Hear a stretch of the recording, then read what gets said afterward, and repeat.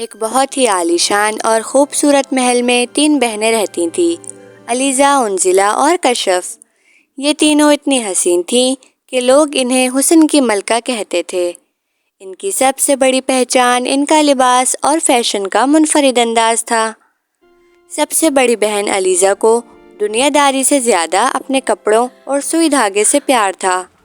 وہ ایک کمال کی فیشن ڈیزائنر تھی۔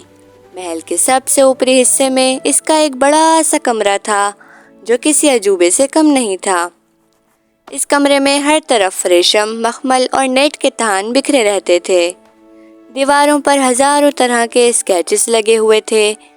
علیزہ جب اپنے کمرے میں جاتی تو وہ اپنی ایک الگ ہی دنیا میں ہوتی۔ اس کے پاس ہر قسم کے کپڑے تھے، لہنگا، فراک اور میکسی سوٹ، جو دیکھنے میں بہت ہی حسین لگتے تھے۔ علیزہ کا خواب تھا کہ وہ ایک ایسا لباس بنائے جسے پہن کر انسان صرف خوبصورت ہی نہ دکھے بلکہ اس کی ایک الگ پہچان بن جائے۔ دوسری طرف انزلہ اور کشف کو دیکھ کر محل کا ہر انسان، یہاں تک کہ ان کے والدین بھی اکثر پریشان ہو جاتے تھے۔ دونوں کا چہرہ ایک جیسا، دونوں کی مسکراہٹ ایک جیسی اور دونوں کا قد بالکل برابر تھا۔ انزلہ اور کشف کو ایک ہی جیسے کپڑے پہننا پسند تھا۔ اگر انزلہ نے گلابی رنگ کا لباس پہنا ہے تو کشف بھی وہی پہنے گی۔ اگر انزلہ نے اپنے بالوں میں موتیوں کا بینڈ لگایا ہے تو کشف بھی وہی کرے گی۔ محل کے ملازمین اکثر چکرا جاتے تھے۔ کوئی انزلہ کو شربت دینے جاتا تو وہ کہتی، میں تو کشاف ہوں، انزلہ تو باہر گارڈن میں ہے۔ اور جب وہ کشف کے پاس جاتے تو وہ کہتی، ارے میں کشاف ہوں۔ کشاف آپ؟ ہاں، ارے۔ ایک شام محل میں ایک خط آیا۔ یہ دعوت نامہ پراسرار سلطنت کے شہزادے کی طرف سے تھا۔ وہاں ایک بہت بڑا فیشن شو ہونے والا تھا۔ شرط یہ تھی کہ جو بھی سب سے انوکھا اور الگ دکھے گا اسے اس ریاست کا سب سے قیمتی تاج انعام میں ملے گا۔ علیزہ بہت پرجوش تھی۔ اس نے سوچا یہی موقع ہے دنیا کو اپنا ہنر دکھانے کا۔ علیزہ نے دن رات محنت کر کے انزلہ اور کشف کے لیے 2 سفید رنگ کے نہایت خوبصورت لباس تیار کیے۔ وہ اتنے شاندار تھے کہ ویسے لباس پہلے کبھی نہیں بنے تھے۔ علیزہ اپنی دونوں بہنوں کو اپنے کمرے میں لے گئی اور انہیں وہ لباس دکھائے۔ انزلہ اور کشف بہت خوش ہوئیں۔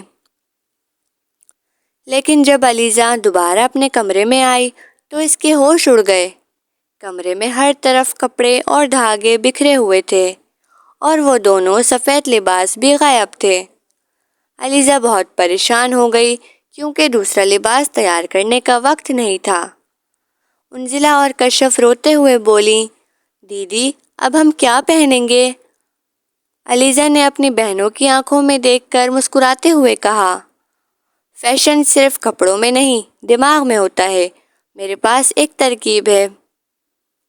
علیزہ نے اپنے کمرے میں رکھا ایک پرانا صندوق کھولا، اس میں سے سفید کپڑے نکالے اور اپنی بہنوں کو تیار ہونے کو کہا۔ اس نے کوئی سلائی نہیں کی بلکہ ان کپڑوں کو ان کے جسم پر اس طرح لپیٹا اور موتیوں سے باندھا کہ وہ سب سے جدید اور نفیس لباس بن گئے۔ علیزہ نے کہا، چلو بہنوں، اب دنیا دیکھے گی ہمارا اصل فن۔ مقابلے کے ہال میں سب کی نظریں ان تینوں بہنوں پر جمی ہوئی تھی۔ انزلہ، کشف اور علیزہ نے باری باری اپنے لباس سب کے سامنے پیش کیے۔ تبھی اچانک ہال کی روشنیاں چلی گئیں۔ اندھیرے میں ایک چیخ سنائی دی۔ کوئی علیزہ کا قیمتی ہار چھیننے کی کوشش کر رہا تھا۔ جیسے ہی روشنی آئی، انزلہ اور کشف نے پھرتی دکھاتے ہوئے چور کو پکڑ لیا۔ وہ چور کوئی اور نہیں بلکہ اسی ریاست کی ایک حاسد شہزادی تھی جس نے علیزہ کے سفید لباس بھی چرائے تھے۔ شہزادے نے علیزہ کی ہمت اور اس کے فوراً تیار کیے گئے لباس کی بہت تعریف کی۔ علیزہ اور کشف کی خوبصورتی اور ان کے آپسی پیار نے سب کا دل جیت لیا۔ شہزادے نے فیصلہ سنایا کہ اصلی فیشن وہ نہیں جو مہنگا ہو بلکہ وہ ہے جو مشکل وقت میں بھی آپ کو پروقار دکھائے۔ علیزہ کو بہترین ڈیزائنر اور انزلہ اور کشف کو سب سے اسٹائلش بہنوں کا خطاب ملا۔ Well done, all of you. مقابلہ ختم ہوا اور وہ محل واپس پہنچی۔ انزلہ اور کشف باغ میں تتلیاں پکڑ کر مستیاں کرنے لگیں۔ علیزہ کے فیشن کے چرچے پورے شہر میں ہونے لگے۔ اس کا کمرہ اب ایک جادوئی اسٹوڈیو بن چکا تھا جہاں ہر قسم کے لباس موجود تھے۔ محل کے باہر لڑکیوں کی لمبی لائن لگی رہتی تھی۔ کوئی اپنی شادی کے لیے جوڑا بنوانا چاہتی تو کوئی ایسا لباس جو خوابوں جیسا ہو۔ علیزہ نے اپنے اسٹوڈیو کے باہر ایک بورڈ لگایا، یہاں صرف کپڑے نہیں خواب سلے جاتے ہیں۔